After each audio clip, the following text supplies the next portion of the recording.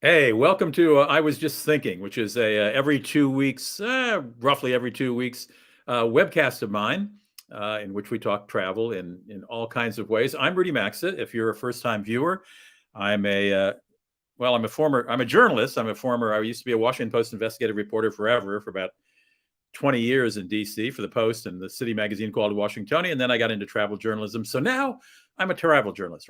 Was a senior editor with National Geographic, really a writer, senior writer with National Geographic Traveler for 17 years. And I've written for just about every magazine you can think of. Got 98 shows on public television on the world's great destinations, et cetera, et cetera. At any rate, during COVID, I was bored at home and I thought, well, why not do some webcasts with some interesting people? And it caught on and I enjoy it very much. Let me tell you, if you're watching this on YouTube or on Facebook, that this is a live presentation on Thursday, February 3rd, 2022. I just want you to keep that date in mind because of COVID considerations. If we reference COVID, it's because COVID is still an issue for travelers, et cetera, right now. I used to, when I started this, I used to open a bottle of wine from somewhere in the world and talk not so much about I talk about the wine a little, but I'm not a wine critic. But I talk about where it came from and is it easy to visit wineries in that region, et cetera. And I've gotten a bunch of emails saying, well, what happened to the wine segment? I'll do one. I will do one again. It just, it got to be, I wanted to sort of get into the guest and maybe I should do the wine segment at the end. I don't know. Tell me what you think. But let me tell you about today. Today is an extraordinary guest who has just written an extraordinary book. And I sat down and read almost the whole thing in one day. Let me tell you what it's about. It's about a plot to bring down 7 airliners, passenger jets, wide-body passenger jets, and explode them in midair, all in an afternoon, flying to 7 different destinations from London's Heathrow Airport to the United States. It made big news, certainly in England, when it happened. I frankly, and I'm a reporter who reads everything, I don't remember it. But I will never forget it after reading this book. And I'll introduce you to my guest in a minute. But let me just ask you something. You might remember the infamous shoe bomber who was stopped from igniting an explosive device that he had hidden in his shoe by a fellow passenger. That was in late 2001. You might remember the underwear bomber who was aboard a flight to Detroit on what was then Northwest Airlines a few days after Christmas in 2009. He was also thwarted by fellow passengers. But you might not remember, as I did not, this extraordinary, almost successful attempt to blow up 7 airliners in the air over the Atlantic Ocean, flying from London to the United States. It happened in the summer of 2006, and it was thwarted by British and to some extent American intelligence and police agencies. And I'm honored to have as our guest today a former CIA counterterrorism expert who spent several years piecing together the story of those plotters. His name is Aki Peritz. I guess. Hi, Aki. Nice. Welcome. Hi. How you doing? His book is called, I think probably Tommy has a picture of it, but I'll hold it up if you don't. It is called Disruption: Inside the Largest Counterterrorism Investigation in History. And this is no understatement, as you'll see when I talk to Aki about it. The book just came out. As I say, we're broadcasting live on Thursday, February 3rd, 2022.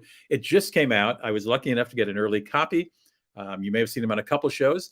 You may have seen him on lots of shows talking about terrorism and counterterrorism, because he's been a commentator on national security issues on CNN, on Fox. He's an equal opportunity commentator, obviously. MSNBC, NPR. His articles have appeared in the magazine Atlantic, New York Times, my old alma mater. That's redundant, is it? My alma mater, Foreign Policy Magazine, and elsewhere. Aki, welcome to the show. Nice to have you here. Thanks for having me on. All right. Let me start by listing where these 7 planes were supposed to begin. Well, they're all to begin in Heathrow. The plan was by a large group of folks who had spent a little too much time in training camps in Pakistan, to blow up planes going from Heathrow to an Air Canada flight to Toronto, an Air Canada flight to Montreal, a United flight to San Francisco, a United flight to Chicago, another United flight to DC, an American airline flight to New York, and an American airline flight to Chicago. all wide body aircraft. They were all going to leave between 2:15 London time and 4:50 in the afternoon. And fortunately, they didn't. But the investigation was no small thing. This wasn't somebody dropped a dirty dime, one phone call, and everybody was rounded up.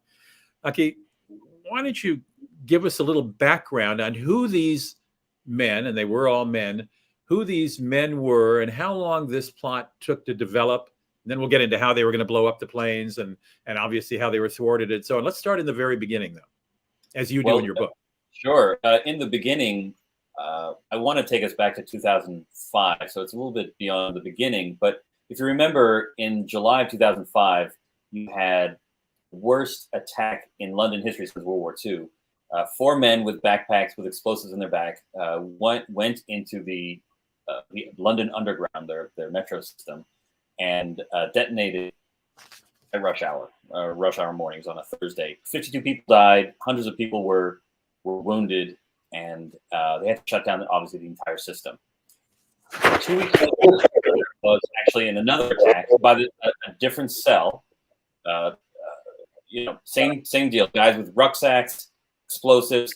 Luckily, that didn't work out because they kind of messed up the chemicals.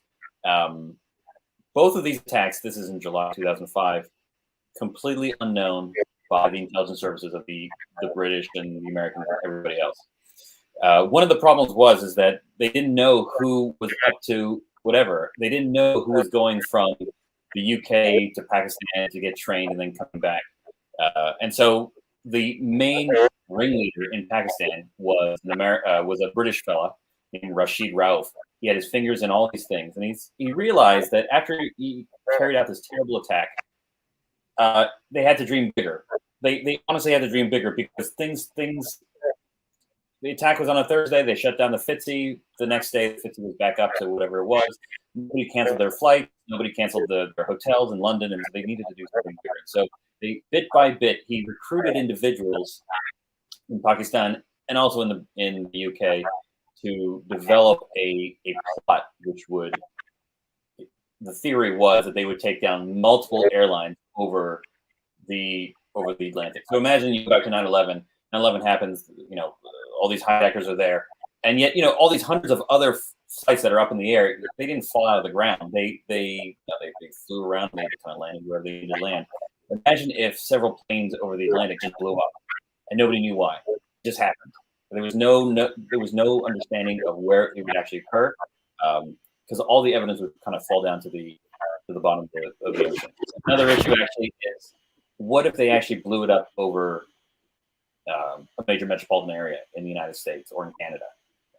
That would cause incredible devastation, and you would hear about this for years to come. But it never happened because of the efforts of folks in the UK and the US, actually in Pakistan as well. And as you point out in your book, not only would this obviously be headlines comparable to 9/11 in the United States, it would have an enormous repercussions on the economies of the world. Because if people were then frightened to get on airplanes, commerce would be affected. The travel industry, which is huge in many countries, including the United States and the UK, would be paralyzed. This was on par with 9/11, or this would have been on par with 9/11 if it had succeeded. Yes. And the interesting thing is that it would have happened 5 years after 9/11. And so you had the devastation, the problem with 9/11, and then you would have had a follow-on attack that would have been just as terrible. And so the question is, like, would anybody really want to fly after that? You've now had 2 massive attacks against aviation. Just the psychological blow against the United States, Europe, the travel industry, the hotel industry would have been massive. And so this is something that had occurred, we would still be talking about it today. But it was thwarted basically at the last moment. Yeah, and I think there may be some folks watching this who don't remember when I was a young man in the late 60s, early 70s, high school student and college student, when airplanes were getting hijacked left and right. Many were being taken to Cuba by people, or out of by Cuba, who wanted to Why were they going to Cuba? I forgot. Oh, they thought they were part of this socialist vanguard, and so they thought that Fidel Castro would let them live in a socialist paradise. Didn't really work out that way. And welcome them as heroes. There were airplane hijacks left and right, and that's when we sort of began getting security in the airport. Before that, anybody could walk in the airport, go up to the gate when their friend was getting off, get them, and walk out with them. Then it was like sort of, well, wait a minute, people are bringing weapons on board the planes. We better search them in some way. What was the status of airport security while these bad boys were getting ready to blow up planes? Well, remember that this occurs after the aftermath of 9/11. And so you have a heightened security regimen. But the interesting thing is that the way they were going to smuggle the bombs onto the planes was through a pretty simple and elegant way. They would pop out the bottom of a plastic bottle, take out all the liquids, put the liquid explosives into the bottle, seal it up with some glue or some other plasticine material, and then bring it through security. And so security would look at this, they would see a completely sealed bottle, and they would just sort of wave them through. Because we're allowed then. In fact, this incident, and we'll get to that, but I think we should tease the audience by telling them, you want to know why you can't take liquids except for little things through security now? Because of these guys who wanted to blow up these 7 wide-body planes over the Atlantic Ocean. That is why we now cannot carry liquids through. So as you stuttered just a little in your video, Aki. It wasn't your fault. It was electronic fault. Let me make sure the audience understand. These were going to think things that look like orange soda bottles with orange soda. But in fact, they were loaded with explosives that suicide bombers were going to set off in those airplanes. All right, I interrupted you. I'm sorry. No, absolutely. And the interesting thing is that a lot of criticism, potentially rightly so, of TSA and our security procedures at airports. A lot of people say security theater. I might actually agree with some of that. And a major part of it is that you cannot bring liquids onto planes. And I hope that people who read this book say, wow, this is a legitimate plot. And had it not been for the efforts in 2006 to stop this, had they blown things up using this kind of method, the world would have changed. And it's now just a minor inconvenience to bring liquids onto the planes. You have to, put it in a bag, and you can only have 3 ounces. It's actually 100 milliliters, so the United States actually get 3.4 ounces. But this was a legitimate attack, a legitimate reason to do something really radical in airports and airplanes. At one point, the British actually wanted to ban all liquids on planes forever. And obviously, people are not going to do that. People are going to try to game the system, and it's just so they had to come up with this compromise of the 3-1-1 rule. I have the inclination, after having read your book this week, that the next time I'm going through security and somebody starts belly aching because they can't take their bottle of wine they just bought, or their soda or their coffee on board, I want to have a copy of your book in my backpack to hand to him and say, you want to know why you can't bring it on board? Read this. Yeah. You send them to like the Amazon site, and then they'll be even better. Right. And they will never complain again. All right. So we're in the year 2006, and we've got these young disaffected Muslim citizens in England. And we know, because we've read about them, that there were imams there who were preaching jihad and hatred against anybody who was not Muslim and so on. A minority, because a huge number of Muslims living in London, as there are in America. Very, very small minority. I stress that, and you stress it in your book. But there were these guys who were disaffected, who, even if they came from middle-class families, hardworking parents who were Muslim, and they went to their mosques and prayed, they were mad, and they weren't happy. How did the discovery of these guys begin? So the interesting thing is that, remember in 2005, there was one successful attack, one failed attack. The person who's the ringleader of the failed attack actually talked to the ringleader of this current attack. They called it Operation Overt, what the British called it.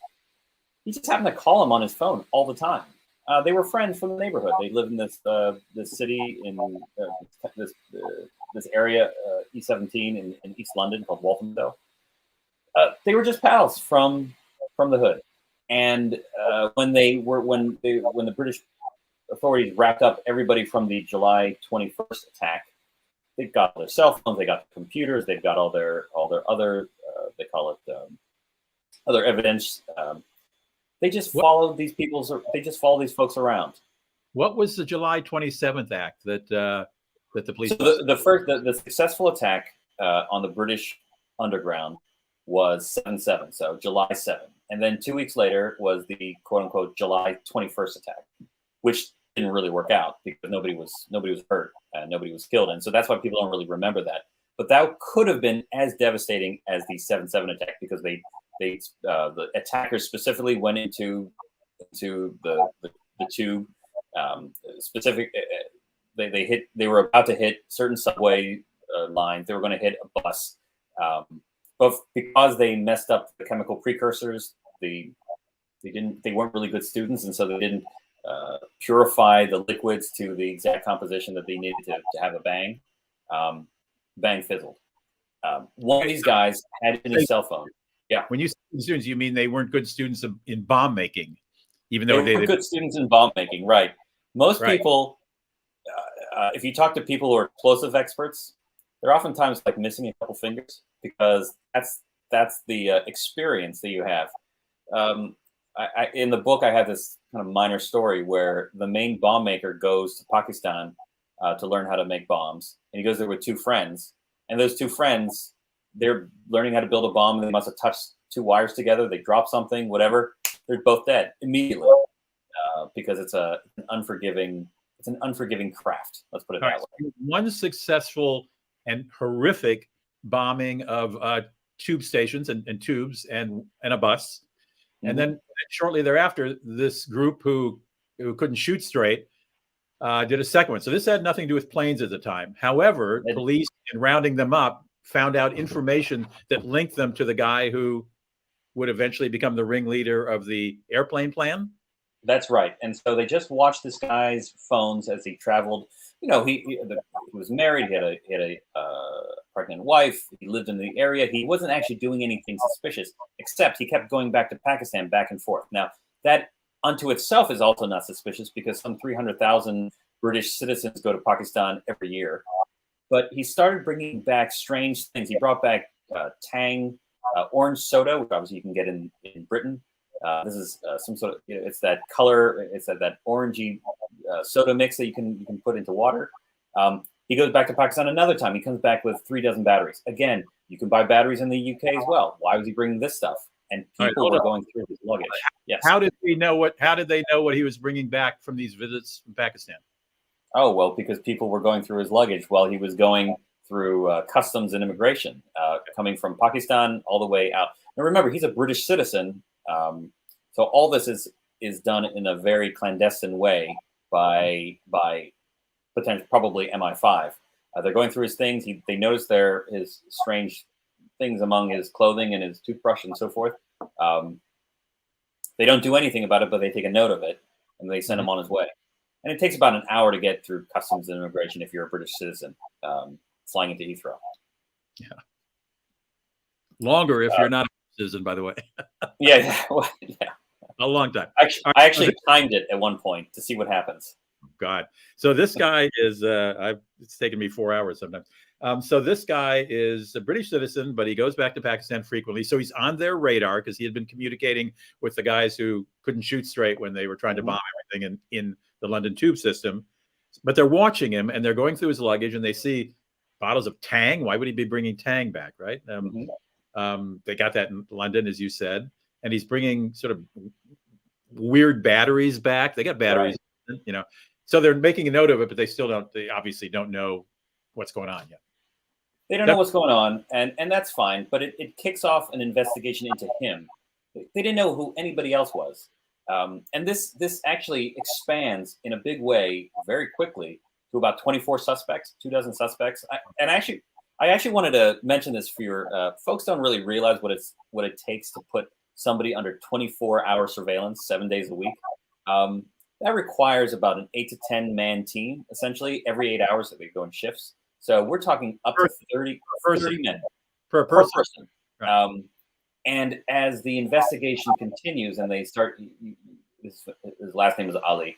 They've watched him, talk to his wife, talk to his brothers and sisters and friends in the neighborhood. They don't really know who's important, who's not, and so they have to start putting other people under investigation. Imagine if you had to put 30 cops a day on one person without him knowing, and you go about your day. You start expanding them out to 24 individuals. We're talking about over 700 surveillance officers. They had working at the same time. They had to bring them in from other police forces all around the country, didn't they? They had to bring them in from the military. They had to take them off of watching some splinter IRA groups doing nefarious things in Northern Ireland. They took these guys in because they were actually running out of troops. They were running out of officers who actually knew what they were doing. Because remember, the whole point is for the suspects not to know that you're watching them. And so it is incredibly manpower intensive. It is difficult work. It is tough on the officers themselves, especially if you don't actually know what you're looking for. Most of the time, this guy, during the night, he's probably sleeping. So you can just sort of sit outside his house. But you need the team to be there just in case he does something at 3 a.m. Okay. So they start watching this guy, Ali, who's bringing weird stuff back from Pakistan. And he brings in some friends, and they spend a whole lot of time going to all kinds of stores looking for an explosive liquid that I was not familiar with. What were they using as their incendiary stuff? So they were using something called hydrogen peroxide, which, if you know anything about going to beauty salons, it's how you make your hair blonde. And if you go to the salons, it's at you can buy it. You can buy it now today at the drugstore at 3%. But if you take this and you purify it to over 70, 80, 90%, it becomes this like gooey liquid, which is incredibly unstable and incredibly explosive. And if you get enough of this stuff together and you don't blow your hands off, you can actually create a pretty viable explosive that can take down potentially, put it in a car, put it in a suitcase, put it in an airplane. You now have the components to really do some major damage. So they were building bombs using this. Can you buy the hydrogen peroxide in that sort of thick, viscous? No, absolutely not. You cannot buy it at that to say 80, 90% purification. You buy it over the counter at 3%, and then you have to go and purify it yourself. And if you buy it in bulk, you'll raise some flags, at least nowadays, you'll raise some flags with the FBI or local police. Like, why are you buying so much of this material? Unless you run a hair salon or you run a barbershop. But if you're just a regular person with no reason and you're suddenly buying a lot of hydrogen peroxide, that's going to raise some red flags with some people. And you're buying a lot of hydrogen. They're going all over the place. They're going all over the place. And what they did, which was, a smart idea, was they were going to all these health food stores and barbershops. And so for them buying it in small bottles, they'll say, like, listen, we want to buy this stuff for our own legitimate purposes. It's non-alertive. And if you buy 1 or 2 bottles here and there, and then you go to the next town and you buy some more bottles, it's not gonna alert anybody. Nobody's gonna notice this, especially if you are not on anybody's radar. And remember, the investigation started with one person, and so there were all these other individuals out there doing whatever they're doing, and the police have no idea that they're doing this. And so it was only because the one individual, Ali, starts talking to another person, so they put that other person under surveillance, and they notice that he's doing something suspicious, and so that's how the tree of investigation actually branches out. And then they bought a house, or they rented a flat or something. It's not a house, a flat, and at some point, British intelligence got permission to put in some bugs and cameras that were sort of effective. But how did they go? First of all, they knew these guys were doing weird things. I mean, nobody spent all this time going around buying hydrogen peroxide. Mm-hmm. And they would have surreptitious meetings. In fact, 2 of the co-conspirators once went into a park and laid down in the grass and spoke into the ground while their followers were watching them, just so nobody could pick up their voice with any electronic device or anything. I mean, they were acting weird. So they were acting super weird. And by the way, it's interesting. They were talking, and they actually had their hands over their head, their mouths like this, which was so low tech, but it confounded the police. It confounded, let's say the police had,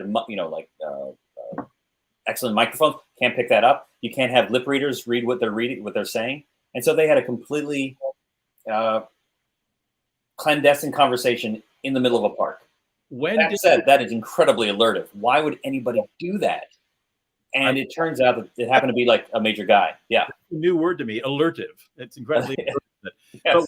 So when did the shape of this, all this these weird patterns of these dozen or so people, all connected to Ali, and reporting to that guy whose name you mentioned, Rashid Rauf. Right.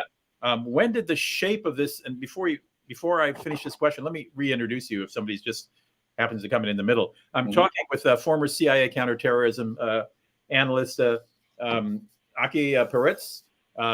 There he is. Oh, there he is in his official photo shot. And he has come out with a new book called Disruption: Inside the Largest Counterterrorism Investigation in History. It's a riveting story, and it is the largest counterterrorism investigation in history. It went on how long before they got busted? It went on for about 2 months, but they knew that something was up. 2 months was like when they really ramped up the investigation. They knew that something was going on for about a year. And so when did the shape of it become known to intelligence and the police? So about a month beforehand. Remember that the British and the Americans, especially in counterterrorism issues, especially after 9/11, really worked incredibly closely together. All the people, if you're in, I have to say that when I was working there, I liaised with the British numerous times with both MI6 and MI5 because we share 99% of our information with them. All the senior leaders know each other personally, and because they've known each other for decades over the course of their careers. And so since we share everything, and the British share lots of things with us, and we share things with them, but they were saying, like, listen, we have this major potential plot, and the Americans say, all right, that's really interesting. Thank you for letting us know. And then once it becomes apparent that they were going to attack American carriers over American airspace, obviously the United States lost its minds, because remember that 9/11 had just happened 5 years ago. Everybody in power knew exactly where they were on 9/11. They were not going to allow this to happen again. And they put incredible pressure on the British. Now, remember, the British were in full tilt trying to watch all these individuals, make sure that they're not doing anything too bad before swooping down, because they needed to convict them in a court of law. All these individuals were British citizens working in Great Britain. And so they have all the benefits and the blessings of society. An open society, yeah. An open society. And so the British really needed to make their case watertight in an open court of law. But how did anybody know? How did anybody know this was going to be aimed at airplanes? How did that enter the lexicon? Oh, well, that's an interesting piece. One of the ringleader, this fellow named Ali, he goes to an internet cafe. Remember those? And he goes and he's typing. He's doing all this internet research, and an MI5. They have a big surveillance team on him. They decide to send a person into the internet cafe. And remember, these places are pretty small, cubes with computers. And I talked to actually the head of surveillance for the Metropolitan Police. This is London Metropolitan Police. And he goes like, yeah, it's a woman in her 20s. The thing about people who are in surveillance is they're completely forgettable people. They're not especially beautiful people. They don't dress flashy. The point is that you forget who they are. And so they actually made a command decision to follow him into this very small, relatively small shop in London. And this officer walked past him as he's doing his searches, and he noticed that he is searching for flights bound for North America, mostly to the Gulf of Canada, during a very specific time frame. He's not looking for round-trip flights. He's just looking for one-way flights. And a number of cities and a number of different airlines, not just a number of different airlines. And the issue was that they wanted to make sure that all these flights flying from London to North America were leaving at the same time. And so the idea was, if they all left, and you can imagine they're all taxiing at one of the biggest airports in the world. They're all in They're all sitting there taxiing. They're all taking off, bound for North America. If something were to happen over the Atlantic, you can't turn around. Somebody starts blowing up planes over the Atlantic. There's nothing you can really do about it. And that was, I thought, again, an elegant way to commit a mass murder, commit mass murder on a global scale. Okay, so you've got so now they get the idea that airplanes are involved, and that's a very scary thing. The Brits tell their colleagues in American intelligence. By the way, MI5. Correct me if I'm wrong, Aki, but MI5 is sort of like the FBI here, and MI6 is sort of like the CIA. One does sort of domestic, one does sort of international. Is that right? For the most part, MI5 has no law enforcement capability. They can't arrest anybody. You know, in TV shows, they always show them arresting people. They can't arrest anybody, so they have to really work very closely with the local police to actually take anybody down. And so the people who actually, you know, that throw handcuffs on you are the local police. But MI5 is their national sort of counterterrorism domestic intelligence apparatus. Investigative. Okay, so they now have a clue from this covert agent who saw our boy Ali researching one-way airline flights a lot of North America. And so now the issue there, they tell the Americans, is that when sort of the National Security Agency, the ones who listen in on phone calls and everything all around the world, is that when they sort of get more intimately involved and really interested? Oh, no. At that point, we actually knew that the NSA and their British counterpart, GCHQ, were intercepting a lot of the emails going from London, from the UK to Pakistan over and over again, because they knew they had already identified who these people were, and they could figure out who the email selectors they were using at the time. I think Yahoo emails, and they realized when one group, they were using a lot of burner emails, so, you know, throwaway emails. But what one of these guys did was he set up one burner email, and then he would set up another burner email, and they would email each other just to make sure the connection really worked. Guess who's paying attention to that, especially if they can pinpoint exactly where these emails are coming from, who's doing it, at what point, at what time, et cetera, et cetera. So NSA had been watching these guys for a long time, obviously passing all this information over to the British, and if the British had their own unique information, they would pass it on to the United States. But these guys were using all kinds of code. They weren't saying, okay, we got the stuff to make the bomb, and here are the flights. Oh, sure. All kinds of code words for airplanes, for bomb-making liquid, for colleagues, all kinds of weird names. Yeah, super weird names. They talk about, you know, have you done the rap show? Have you, do you have a skin infection? Skin infection meant someone was, because Ali started thinking he had a skin infection, which meant he thought people were following him. He had no proof. Yep. He wasn't sure it was all that he couldn't, but his handler in Pakistan, well, how's your skin infection, meant, do you still feel like you're being tailed?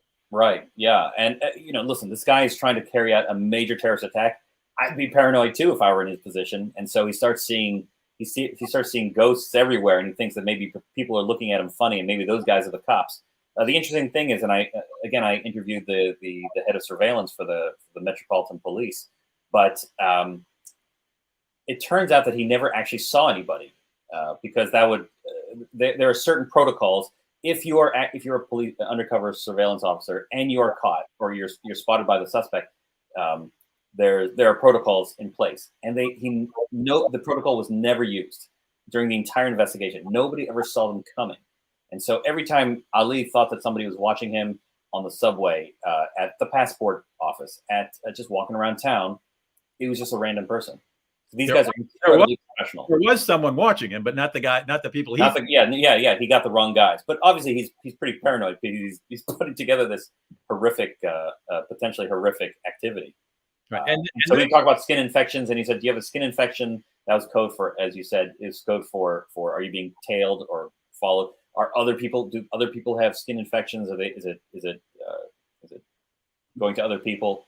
And he basically said, "I think so, but I don't really know," because he never saw them. And then there are the what's the term they use for their farewell videos? Oh, they're martyrdom videos. Martyrdom videos, right? They shot all of these. So there were several individuals who shot martyrdom videos. And by the way, remember that terrorism is really political theater. So you commit the attack, kill the people. And then a week later, a month later, a video comes out of you saying, this is the reason why we did this. And that video is used and recut and reused by terrorist organizations. You see it on the news, you see it, you read about it in books. And that, in its own way, lives on so much longer than the actual attack itself. Once the attack is done, then, things happen. And then, but the martyrdom video, the propaganda effort that surrounds any terrorist attack is much more potent in the long run. And so they were very concerned about having a good martyrdom video, and they shot tons of them in their London flat. Right, and they're saying goodbye to their families, how much they love them, but they have to do this because this is for the greater good of Islam, because these Western countries are occupying our countries and bombing us, all of which, by the way, is true. But and this is the way we fight back, because Islam will triumph in the end. They're very bombastic, propaganda-like videos, which eventually the good guys got. But they have them, and you can watch clips of it, I think, still on YouTube, if you so desire. Really? Oh my gosh, yeah. I didn't have that. Okay, so now the Americans, having read your book, I know this, that the Americans start getting really nervous and want to bust these guys right now. And the Brits are saying, wait a minute, we want to find out more people who are involved, exactly what they're doing. We want to get them with the bombs. But the Americans keep pressing them. I mean, and we're talking from the highest echelon, the White House and everything. And not many Americans knew about it. I mean, this was very closely held. I'm amazed it didn't leak. It's incredible. And that is the incredible part about this story, I think, is at one point, President Bush was asking Frank Townsend, who was his assistant on counterterrorism, right, every day. She said, should we let planes fly for another 24 hours? Every day she'd be asked this, and she'd have to think about it, and she would talk to some senior people in the national security community. Should we let the carriers? Remember, this is the most profitable the transatlantic flight between London and the United States is the most used international flight plan, I think, in the world, even today, I believe. Are we going to shut down the North Atlantic corridor, which would have had significant economic disruptions, and especially if nothing happens, people say, well, you don't know what you're talking about. Why did you do this? And people, rightly so, because they wouldn't have access to the intelligence, they would say, this is just TSA trying to do something funny, or this is the Bush administration. I mean, it's 06, so there are congressional elections in November where Republicans actually lost Congress in 06 to the Democrats.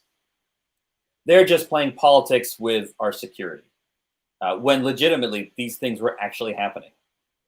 And it's a difficult one, and this is not meant to be a political discussion, but if you're a major policymaker, you have to make decisions. But a lot of folks, especially in the media, see it within a political lens, and they would extrapolate political dividends or potential political dividends for taking national security decisions. And it really, truly wasn't like this in this case. Okay, so the handler, for lack of a better word, maybe it is the appropriate word, you would know, you're in that business. The handler in Pakistan, who is monitoring his army of his little army in England, getting ready for this. The Americans really wanted to get him, and they were tracking him. And at some point, while this is developing, and while America is trying to get England to just close this operation down now, so they don't manage to show up tomorrow at Heathrow with bombs, get through security, and blow up planes. They decide, we're going to have the Pakistanis arrest this guy now. He's on. We know, because we're tracking his cell phone. He's on this bus. He's coming to this checkpoint at a railway stop. Arrest him. And of course, as soon as he's arrested, it's going to blow the whole thing. I mean, when these guys in England can't communicate with him on a daily basis, they're going to know something's up and panic. Yeah. The Brits, against their wishes, insist on closing it down and sweep. I mean, just set out a massive amount of people to arrest the bad guys. Yeah. Two main guys were being watched at the time by two unarmed undercover agents who were following them, and they were told to arrest them now, because they were in front of a public building or in a park. Right. They're in front of the town hall, like the area where they have the town hall. So the town hall, like in a parking lot, they were just chit chatting. And it's evening, and these cops don't have any guns like ours. Yeah. And you're thinking, God, if we approach these guys and try to arrest them, they're probably armed, or who knows, they'll blow up the car, they'll blow me up, whatever. Yeah. But they don't. But they don't. And by the way, I tell this story to Americans and especially like cops in America, and they cannot believe. Remember, this is the top. This is the organization. Two major Al Qaeda guys carrying out this potentially massive terrorist attack, and the surveillance team are told to go in there. They get the comms, go in there and take these guys out. Nobody has guns. They just have to. They can be very sternly, and maybe they have some handcuffs or something, but they have no weapons whatsoever. And so they did have handcuffs. So what happened? They just tell the story. They did have handcuffs, and they approached him and said, "We're arresting you." And these guys gave up immediately.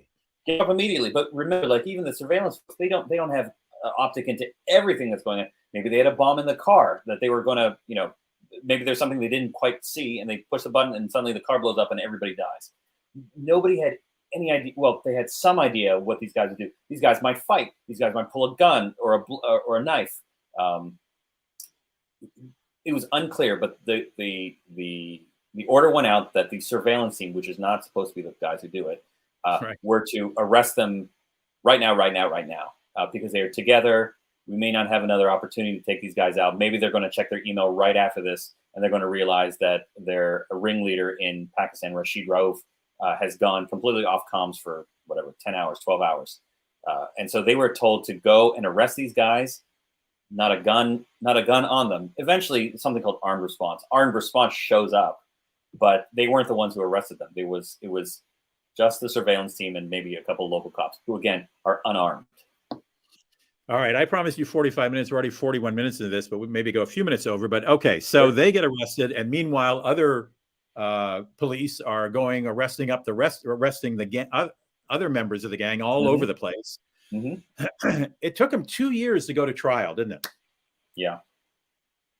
I mean, they sat in jail for a couple of years. They sat there for a long time. And the funny thing about, especially, and I talk about it a little bit in the book, is that here in the United States, we actually send people, if you're arrested for terrorism-related crimes, you go to jail for a long time. Our material support for terrorism statutes say that you can go to jail for 15 years. 15 years is a long time, and up to life, of course. In the UK, there were actually 3 trials because the Crown, the prosecution, could not convince a jury that these guys were actually going to do what I just laid out in the last 40 minutes, which is put together bombs, planes. They said that the evidence was not adequate to say that they were actually going to do this. And moreover, only 2 or 3 people would have actually had knowledge of the full extent of the plot. There were all these other suicide attackers who said, "Yes, I'm going to kill myself in the furtherance of a plot, but I don't know the specifics." And also wasn't part of their defense that we were going to pretend like we were going to do this and to show people that it could happen if they didn't cooperate or if they didn't stop picking on Islamic countries, et cetera. I mean, it was their defense was we weren't really going to do it. Yeah, we weren't really going to do it. Even though we have all these martyrdom videos and we have all this chemical precursors, it's like, no, the chemical precursors, we're just going to make firecrackers or something like that. We have all this information, and yet, what kind of defense was that? It was not really all they had to do. All they could do really was to say this is all for show, not a real thing.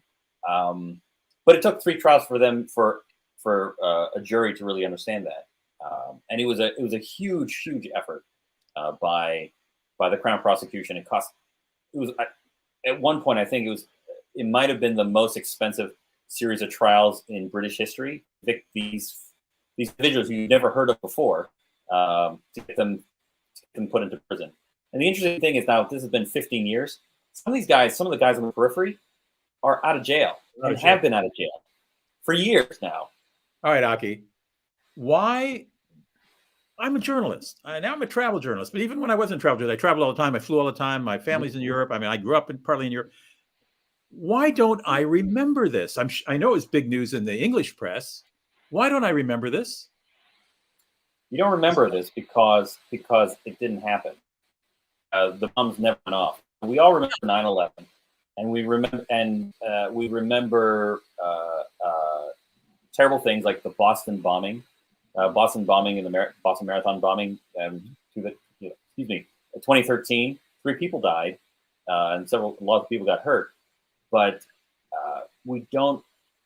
Since it never occurred, people sort of move on with their lives. And what's really interesting is that when I was doing the research for this book, during the second trial of these guys, and so now it's 2 or 3 years afterwards, they were interviewing jurors for the trial, and even the jurors in England didn't remember it, even though it had happened 3 years. It was wall-to-wall coverage at the time, massive disruption, obviously, of the aviation system for a while. Oh yeah, yeah. We should mention that immediately upon the arrest of these guys, the world stopped letting anybody take liquids on, and there are people going to the airport that day, and suddenly there were scotch bottles being thrown out, and their toothpaste, and their everything liquid. That's how we got no liquids on a flight of any significant amount. Yeah. But let me just go back to that very quickly. I don't even remember a story saying that England just rounded up a bunch of guys who wanted to blow 7 airliners out of the air all in one afternoon, flying from Heathrow to the United States. Was it front page? Was it? It was front page for a while, and then people move on with their lives. This is in August, so a lot of people are on vacation, so maybe people weren't really paying attention. And it took 2 years. It just becomes sort of like something like that background noise. Where did it really happen? Did it? Is this more security theater? Is this more So, for example, just today or just last night, the head of ISIS was killed. Right, I saw that. Does anybody remember? Is anybody going to remember this at the end of the week? No. Or next week? Probably not. So unless you're really focused on this topic, and actually it's really interesting because when I was doing my research, I was talking to a lot of other CIA officers who I know were in the system at the time, and unless they worked on this topic, they don't remember it either. And of course, it took a couple of years for the trials. Let me just, in conclusion, let me just read a couple stats from your book that shocked me. Between 1971 and 1972, okay, maybe you weren't even born then if you're watching this, or you were very, very young. I was in, where was I? I was in, just gone to college. Between 71 and 72, some 2,500 bombs, or about 5 a day. Where's my hand? There, 5 a day went off across the United States. 5 bombs a day went off in the United States. Hijacked planes, as I mentioned at the opening of this webcast, became almost routine news. In 1970, the radical group called the Weathermen, I remember them, exploded a bomb at New York Police Department's headquarters. The next year, a group exploded a bomb in the U.S. Senate restroom. I don't remember that. The Pentagon was hit in 72. The State Department in 75. Shortly after Christmas of 1975, 11 people died when a baggage carousel at LaGuardia Airport was blown up. Vaguely remember that. That's an astounding amount of bombs going off. And I think if I read those numbers to the average guy in the street or in an airport even, and said, you remember all this stuff? They go, what? That happened here? And can I tell you, by the way, that 1975 bombing of LaGuardia Airport, still an unsolved mystery. Nobody knows who actually did it. Nobody's ever been arrested for that. I actually have the entire FBI case file because I was thinking of writing about that. Nobody knows. So it just becomes part of the sort of the fabric of the background. And can you also imagine if a terrorist organization put a bomb in the Pentagon, the State Department within 1 year timeline, and then everybody just sort of said, "Well, boys will be boys. We'll let these guys go." Because remember, all the weathermen, all these folks actually, it's not in my book, but I mean, they actually all turned themselves in mid 70s, late 70s, and they all got a slap on the wrist. In fact, Bernadette Dorn, who was the co-founder of the Weathermen, she becomes an administrative judge in New York State. I mean, the next time I land in LaGuardia and I'm standing at the luggage carousel, I bet if I turned to anybody here and said, I remember the time this carousel blew up and 11 people were killed here, they'd look at me like I was a nut. Like this guy's crazy. Yeah, no, the luggage carousel blew up and 11 people were killed. How do you like that? Yeah. Listen. So it's sort of like it becomes part of the background noise of one's life, and unless there's something that really jolts people out of their seats, like a 9/11. You got to knock down the World Trade Center, fly a plane into the Pentagon, et cetera, right? Yeah, and by the way, can I tell you, I teach college kids or graduate students. We've now gotten to that point where people don't. It's now ancient history. My students do not remember 9/11 because they were not born yet or they were toddlers, and so people move on, and that's kind of the nature of our lives. But something that was so seismic in I guess our lifetimes is now fading into history. It's becoming sort of like that myth and legend. Footnote. A footnote. And we took obviously a lot of, the United States did a lot of things, good and bad, because of 9/11. But now it's, America has, a lot of American society has kind of moved on. And those in the national security community who still remember it and who were changed by it. And my adult life was radically changed by 9/11 because it happened right after I graduated from college. We're now dinosaurs, which is the next thing. Here's the book. If you stayed through us with us through the whole 50 minutes of this, I know why you did, because it's riveting. My guest is Aki Peritz. Peritz? Do you pronounce it Peritz? Peritz. Sorry, Peritz. No, it's all right. You got to know how to pronounce both the first and last name. Aki J. Peritz. You can buy the book, of course, at Amazon. It's brand new, just came out as we are broadcasting here on February 3rd, 2022, or recording, I should say. Disruption is the title of the book, inside the largest counterterrorism investigation in history. It's a massive investigation involving millions of dollars and hundreds of people. It's a fascinating read. I, as a former print reporter and author of a couple of books myself, I am in awe of the research that our guests did to put this book together. I know there are court records. But I mean, just to read trial transcripts is exhausting, let alone to find the ones that are relevant and find the interesting parts that make a narrative move along. This is a book that moves. It will fascinate you. It will be sobering to you, but it's a great read. And Aki, I thank you so much for joining us today. No, thank you so much for having me on the show. Good luck with the book, and good luck with your future book. I'm Rudy Maxa. You can pick up my newsletter. You can't pick it up. I'm sorry. It's online. Every 2 weeks, I publish a newsletter on travel. I'll be mentioning this book in it, obviously, in 2 weeks when my next one comes out. It comes out every 2 weeks. There's no advertising. I'm not selling you anything. But if you'd like to receive it for free, just go to maxatours.com/newsletter. Full name, email, you're in. I don't sell your name to anybody. I don't send you product ideas.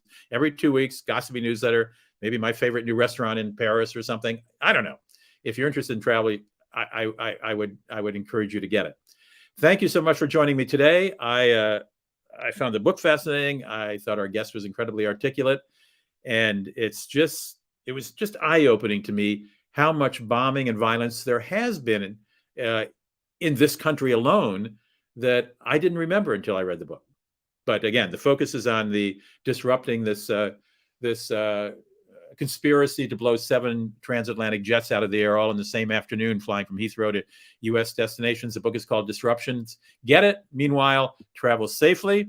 And I hope you're somewhere warm, because I'm in Minnesota and I'm not. Take care. See you again in a couple of weeks.